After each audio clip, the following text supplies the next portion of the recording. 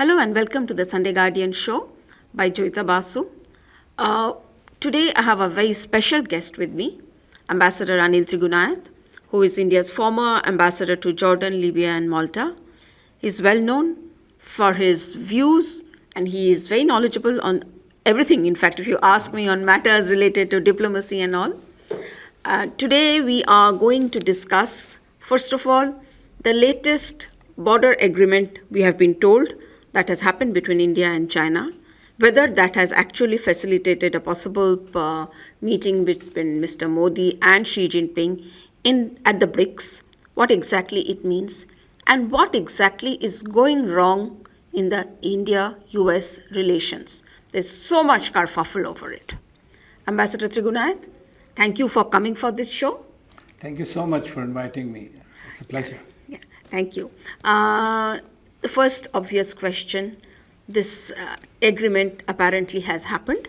The Chinese have just confirmed, in fact, before we came to the studio, we were told that the Chinese have confirmed that we are going back to the 2020 border patrolling agreement. Now, what exactly does this mean? Well, you know that the line of actual control, which has been de facto holding peace between the two sides for over 4 decades, was breached by the Chinese in last June 2020. And thereafter we saw that 20 Indian soldiers were killed in the process and several Chinese who have been accounted for. So I think that this was a breach of trust, a violation of all the agreements that India and China had signed, all the confidence building measures that were there. So in this whole area, which is a very difficult terrain, there are points that have been marked. Both sides have agreed under various agreements that up to A point or B point, the fingers or those kind of things for the ordinary person who's looking at, and so they can go up to a certain point. So the people from both sides, the soldiers who are there, they normally inform the other side that, okay, we are going to go there. There is still, since there's a fluid kind of a thing in view of the perceptions. Because Chinese think that up to a certain point they can go. Indians think, no, this is our territory, we can go up to that point. So this kind of a confusion pervaded. Now we know that for the last nearly 4 years, we have been talking, and since India believes in dialogue, diplomacy, and respect for UN Charter means sovereignty. So we don't only talk about it, we do practice. And in the sense that despite this kind of a conflict that happened on the border, India continued to talk.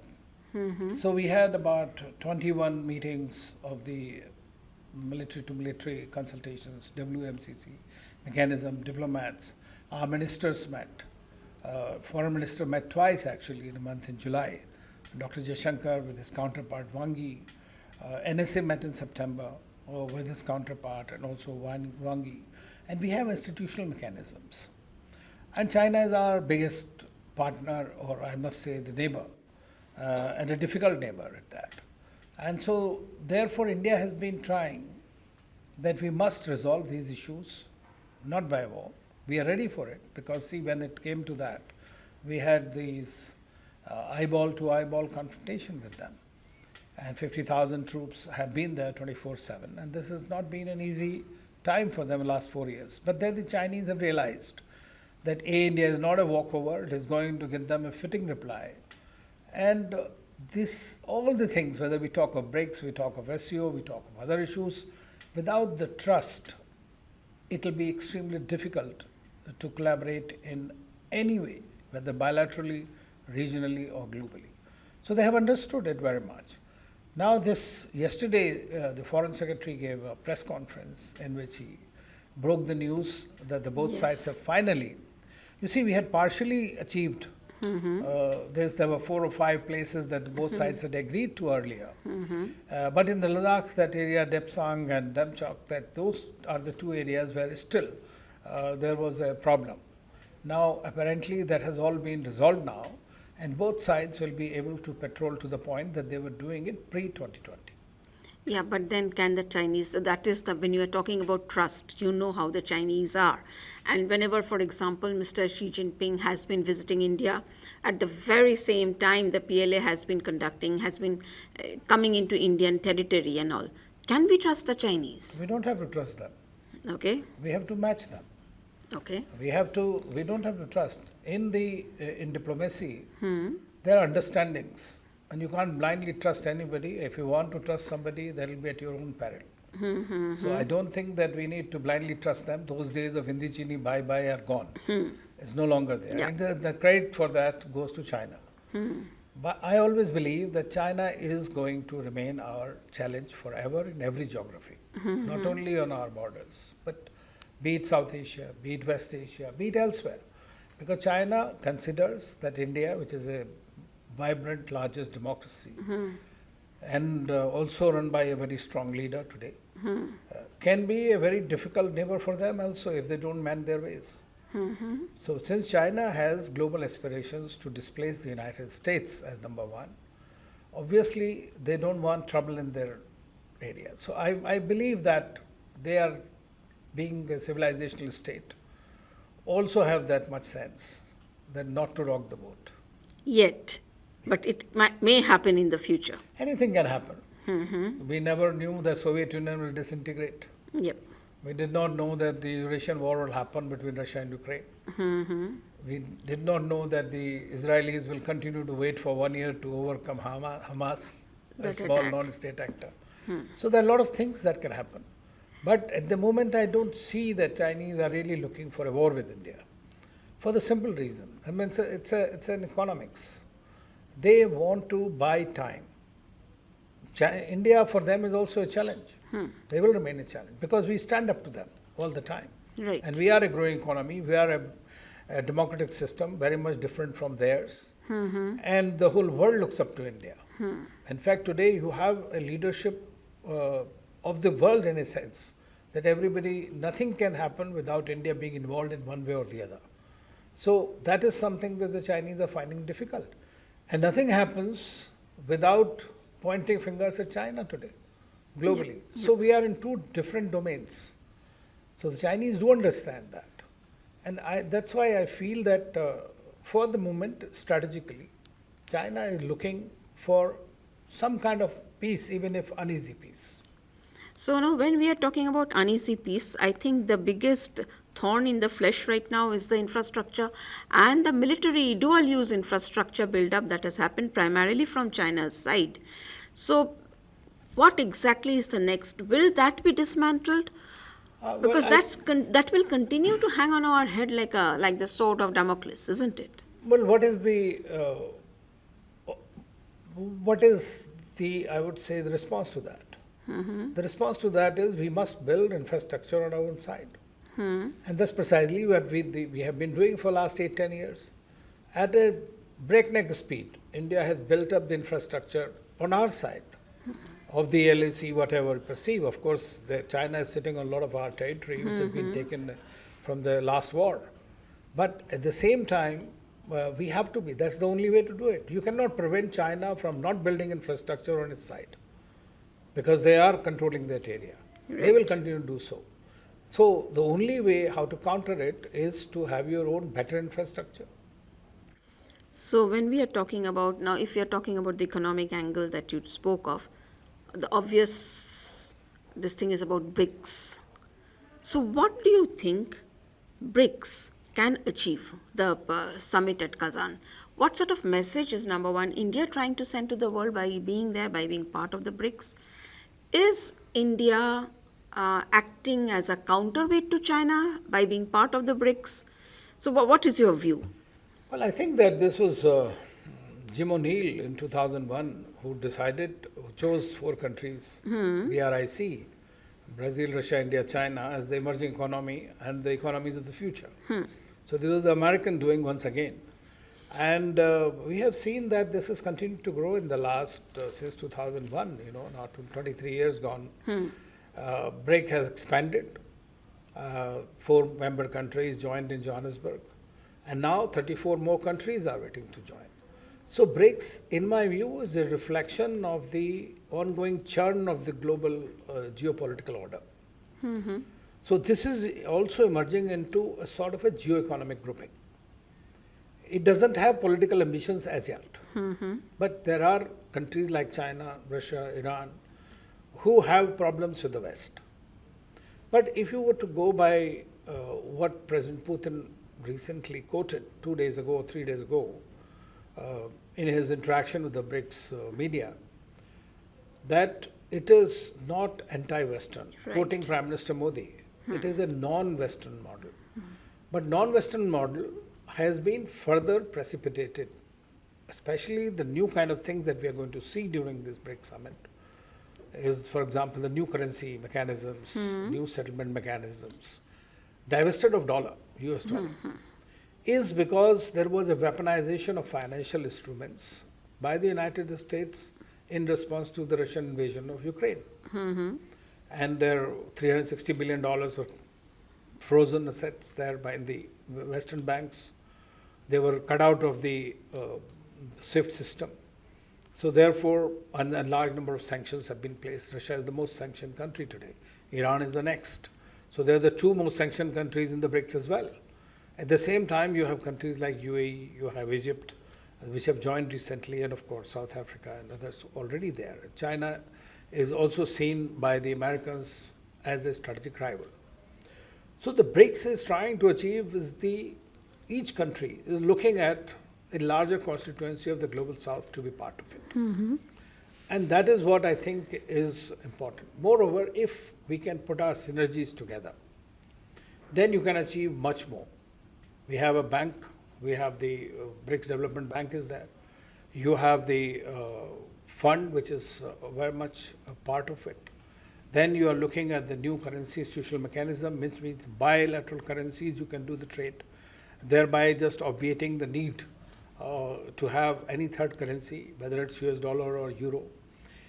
It has its political overtones, not to say. From the point of view of Russia, from the point of view of China, it is very much there. But look at India. We have ourselves also started diversifying our currency risks. We have about 24 agreements with the UPI, which is our system, with so many countries, including the French president was very happy to use it. Italian Prime Minister was also talking in a big way about this. So there are multiple mechanisms that are coming out, and that shows also about the kind of changes taking place in today's world. And this is a very big change actually. It may not look like that. It is not aiming at de-dollarization directly, but eventually the result is going to be de-dollarization. But how, amenable is India to such a currency? Because when we are talking about a BRICS currency, we have been saying that, there is no possibility of it, because ultimately it is going to be dominated by China. How, is India going to be part of that system, or will India has also been trying to push its own currency? As you said, UPI plus rupee, this rupee-ruble deal that India has with Russia. What exactly is India's stand on this, or where does India stand? Well, it gives you some idea. Today we are buying about 40% of our crude from Russia. This has been worked upon in rupee-ruble trade. All right, we have been used to it from Soviet times, so we are continuing that, smoothing the mechanism settlement. Right. But the Russians also need a lot of hard cash. They told us that you can settle it in yuan, because today 90% of Russian trade is overall designated in yuan ruble. So that currency between those two countries is already a big chunk of their trade takes place in those currencies. Most of the Russian credit cards today are based out of yuan. So internationally that's how they are being used in Russia. US dollar no longer the currency. You can't use it freely anywhere. So this is virtually the world. Then Russia has also collected huge quantities of gold to back its currency. And that's the reason gold. Because see, the US dollar is a psychological currency. It used to be backed by gold, but in 1970s it was, they withdrew that. They started backing it on the basis of petrodollars. Right. But today the petrodollar countries are also part of the BRICS. So you can imagine that what is happening now. Saudi Arabia is doing with China in the yuan and real. UAE is already dirhams and real, they are working in it. So many currencies are already working in it. What is it doing? It is going through a third country, a third currency. So what you need is smoother digital mechanisms based on the blockchain technology. And that's what precisely this digital currency that they are trying to bring about in the BRICS is all about. And does not hurt rupee, it does not hurt yuan, it does not hurt anybody. You have to just settle on the exchange rates and exchange mechanisms. So India as a counterweight to China in BRICS, because after all, the perception is that China is trying to get into BRICS the countries that it has a huge influence on. And when it comes to actually weighing the influence, that China's influence far outweighs India's. So do you think India's presence there will be able to act as a deterrent to China to make BRICS into a China-led body? Well, I don't think we are looking at it as a China-led body. If you were to see whether it's Russians or everybody else, they are all talking about all countries are equal in this. The basic purpose you are able to float the idea of BRICS acceptable to everyone is that there is an equality of all countries. Nobody is dictating to the another. But we cannot discount the fact that China is 5 times your economic weight. And it does have that much capacity to do that. But China is also looking at it, this institutional mechanism and the Shanghai Cooperation Organization are the two bodies which serve its geopolitical ends as well. So from China's point of view, it is definitely, but would it like to provoke India into anything? That's very difficult, because recently, in Islamabad, when Shanghai Cooperation Organization meeting was held of the heads of governments, India refused to sign on the BRI being a part of this, which was part of the agreement. So everything that happens in BRICS, or in SCO for that matter, is to be approved by consensus of the original members. And so India, if it doesn't agree with something, that thing will not go forward. So Pakistan will not be admitted in BRICS if India objects to it? I don't think India has objected so far, but the proposal has not yet come. But there are 34 countries who have applied. India's position has been very simple. India says that we need to strengthen our mechanisms inside before an unbridled expansion takes place. Last time, 4 countries that participated are all our, or joined BRICS, are all our strategic partners also. So it's a good thing for us from that point of view. And India agreed to that. Saudi Arabia was supposed to join, but they're participating in everything. Even their Mohammed bin Salman is there. But they decided not to be part of it right now for certain reasons. But this time now we have Turkey, we have Azerbaijan, we have many other countries that are trying to look, including Pakistan. Now, the criteria has to be there. What kind of economy you have? Are you going to take the backbenchers and have a problem for yourself in the bargain, or you associate them as partners?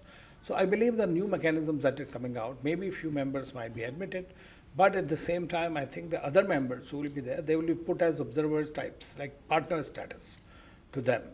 So it will not be a membership at this time. How tough is it for India to balance on the one side the US, and basically it's the US and BRICS?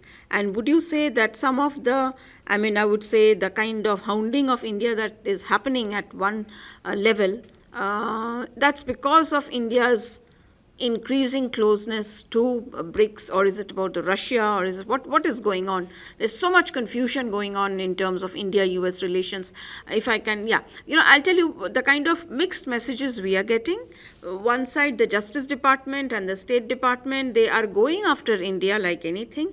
And at the same time, we see at the level of the Defense Department with India, relationship is pretty fine. Even for that matter, the commerce and trade, that's also fine. And even at the level of, I would say, NSA and that National Security Council and India's counterpart, things are fine. What is this dichotomy about? How much of it is related? So, how difficult is it for India also to navigate through this? Well, there are 2 things I would like to say. One is that we do fully understand the hypocrisy and double standards of the West in general. So that's not a new thing for us, and we know how to handle that. Secondly, we also are masters in the art of strategic autonomy, or Earlier it used to be called as non-alignment. Now today we are multi-aligning with a lot of countries. So how do you handle that? It's very simple. You make yourself indispensable in the scheme of things. That's what precisely India has done. You call a spade, that we have been doing it, whether it is China, whether it is USA, whether it is Russia, any other country. Prime Minister Modi has not hesitated to say what is we think is the right thing to do. And that's one. Secondly, you have become the third largest economy by purchasing power parity. Yes. Today. You would become actually the third largest in about a few years' time. You are the largest democracy, the most populous country in the world, which is going to provide the manpower to the world in going forward till 2050 at least. So when you have that kind of a situation with a fast-growing large economy, that means you are becoming a stakeholder for every country. So you are in a sweet spot. Apart from the strategic calculations of the United States with regard to the Indo-Pacific, we have that kind of a situation. And many people say, oh, Russia and China are so close together, it'll harm India's interests. On the facts on the ground are it has not. Dr. Jaishankar just told yesterday, he's speaking at some summit. Some media. Yeah. So he mentioned it. But the fact remains is, if you were to just know a little bit about what Russians are, who Russians are, essentially, they've been forced by the West to align with Chinese to this extent today, to counter the West. But they are not going to be just walked over by China. In order to, I would not say contain, but confront China or to balance China, they need India.